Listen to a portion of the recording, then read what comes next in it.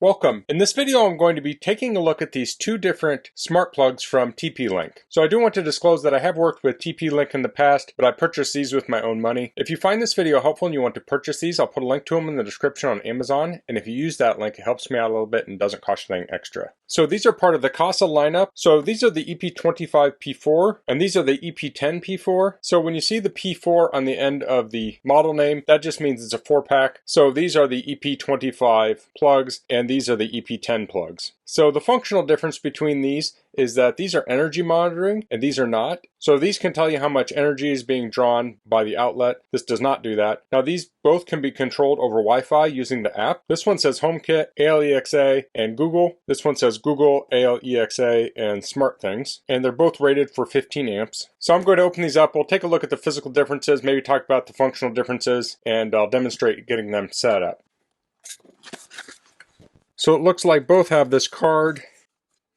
Looks like they're slightly different from each other, but this talks about setting it up. So you go into your Apple or Android phone or tablet, download the Kasa app, and then add the device from within there. This talks about adding it in the Google Home app, and below that we have a sticker with QR codes, I think for each outlet.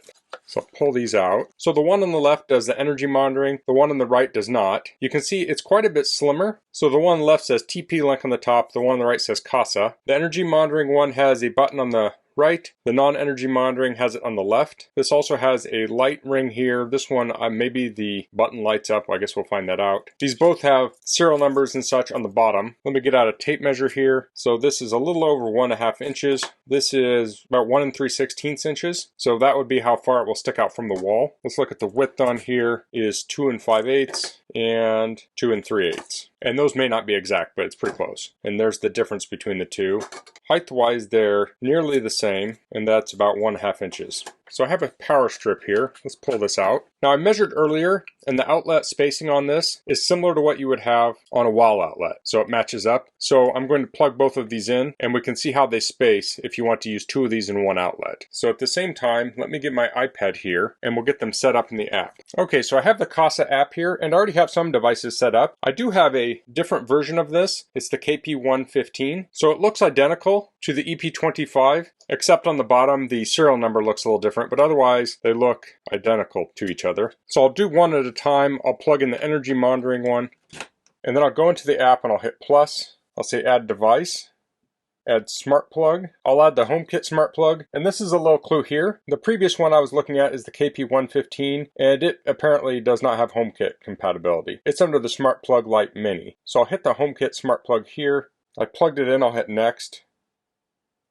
It says check the Wi-Fi light to see if it's blinking orange and blue. So it's very difficult to see on camera probably, but you can see it's blinking orange and blue. So I'll tap orange and blue. It says it would like to access my home data. I'll say okay. I'll hit add to home.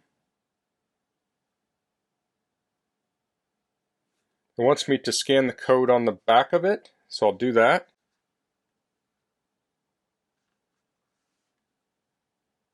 I'll hit add to Apple Home. It's connecting to the outlet. It says outlet location, so it has a bunch of suggested options here. I'll do basement suggested. I'll hit continue. It says outlet name. It says Kasa Smart Wi-Fi plug. So I'm not quite ready to name this, so I'll rename it later. I'll just leave it as the default and I'll hit continue. Now it has some preset options here for fan, light, and outlet. So I'll just leave it as outlet, but if you do have this plugged into a light or a fan, you can designate that. I'll hit continue and I'll hit done.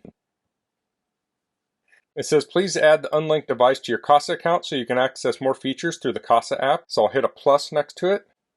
And here we have it in the Kasa app. So you can see the on-off switch has a green ring around it. So if I tap that, it will turn it off.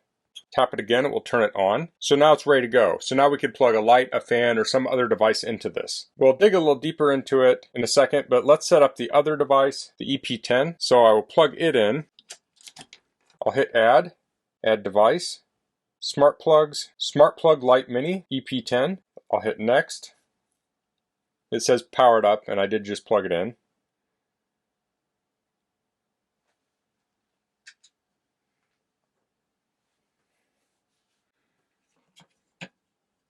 Again, it's hard to see. This is blinking blue and orange. I'll hit next. It says go to your iPad setting and join your Smart Plug's Wi-Fi network. So in my Wi-Fi settings, I see the TP-Link Smart Plug. I'll tap that. I'll go back to the app. It says connecting to smart plug.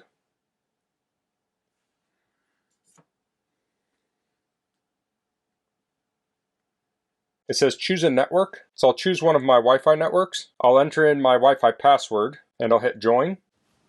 So this is setting up Wi-Fi on the outlet.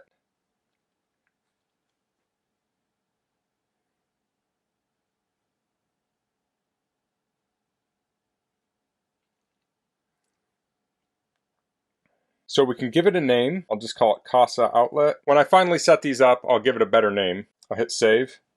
You can choose an icon, so they have lamps and different things here, kettle. I'll hit save there. Has different locations, studio or custom. I'll just choose studio and I'll hit save. It says it's ready to use, so I'll hit sounds good. It says there's a firmware update, so I'll say update now. So I'll let that complete. So while that's doing that, I'll give my thoughts on the install process. So the EP25 I think was easier to set up. At least it was on my iPad. I'm not sure on Android. I didn't have to go in and manually set up the Wi-Fi. It just happened automatically. This is also compatible with Homekit, so if you want something that's compatible with Homekit, I think this is going to be your better option. So that makes this a very versatile plug since it works with Homekit, ALEXA, and Google. So it says update complete done. I'll hit that. So now under my devices, I have the Kasa outlet. Again, I can tap in the app and it will turn it on and off. So if I tap on Kasa outlet and not the switch itself, it'll take us in here and we have different options. We have schedule, so we can use this as a timer switch. We have timer, so we can have this turn off after, say, 30 minutes. It has an away mode. And we can see the runtime here. So if we go up to the settings here, we can rename it. We have LED status, so we can turn the LED off. So if this is in a bedroom and you don't want that little LED on, you can turn that off. So let's go back to the TP-Link smart plug. This is the EP25. So we have similar options down below, but we also have energy. So I'll tap on that. So here we can see the energy usage breakdown. So here I have an iron. I'm going to place it off to the side and I'll plug it in. It says the current consumption is around 1200 watts. So if you have this plugged in over time, you can tell how much energy your iron is using. So a potential use for this could be to plug it into an appliance, like a freezer or a sump pump or a dehumidifier, so you can tell when it's running. Now a potential downside is if this were to fail and those devices would cease to operate. So this could be entering in a point of failure. So that's something to keep in mind. And I don't even personally know if I feel comfortable plugging this into a freezer, but I'm intrigued by the idea of plugging it in and being able to tell if the freezer's running. So you have to use your own judgment there. So if I swipe to the right, we have more stats. We have current runtime, total runtime, so you can see how long something is operating. So with my experience with the KP115, I found that the app is a little bit limiting, but I found these work very well with Home Assistant, home automation software. If you connect these up to Home Assistant, you can draw charts and things like that, and you can get really detailed monitoring. So I'll unplug this now. So I'm going to turn the outlet off.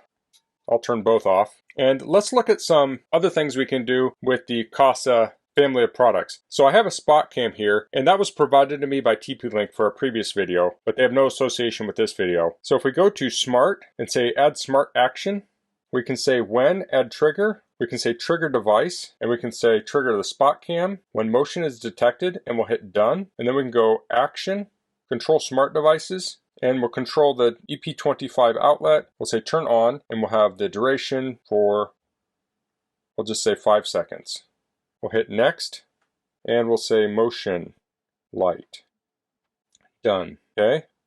Let's go to home here. I'll widen out my camera. So I have the Kasa camera back here. It's pointed at the wall and I don't have a light plugged in here, but you can imagine if I had a lamp plugged in here, I'm going to wave my hand in front of it.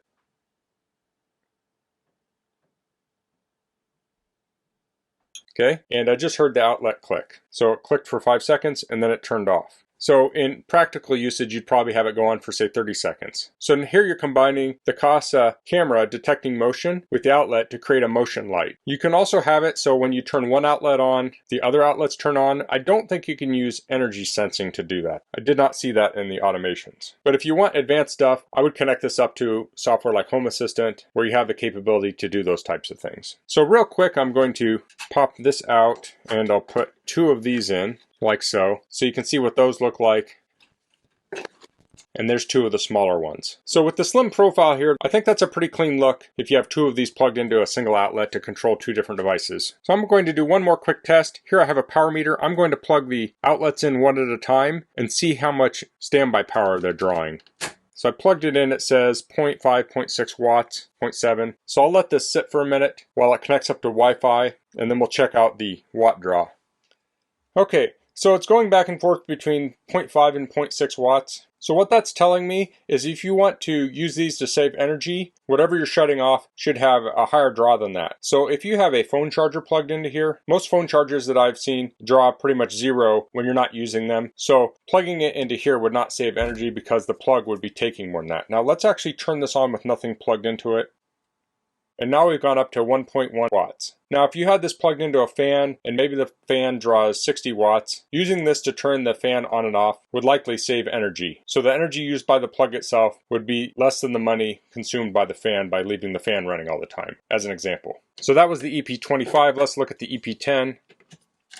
So here we have 0.5, and I'll let that get started up. Okay, so this is saying 0.5. The other one said 0.5, 0.6. This is staying on 0.5. I'll turn it on. And we're around 1 to 1.1. So the other one was maybe between 1 to 1.2. Seems to be slightly more efficient than the EP25. So that's a basic overview of the Kasa EP25 and EP10 smart plugs. So I got the 4 packs of each of these because I'm going to be adding them in Home Assistant, and I'll be doing some automations, and I'll be using the EP25s where I want to do energy sensing, and I'll use the EP10s where I just want to control power. Now if I had to choose between the two and I could only choose one, I'd definitely choose the energy sensing. They're a little bit easier to set up and they have high compatibility. The reason I didn't buy 2 packs of these is because I wanted to check these out, but also I like the slimmer size, and if I don't need to do energy sensing, then I think this is the better option. So that's all I'm going to cover in this video. If you have any questions, please leave them in the comments. If you like this video, please click like. If you haven't subscribed to my channel, I'd appreciate if you could do that. And thanks for watching. Until next time, goodbye.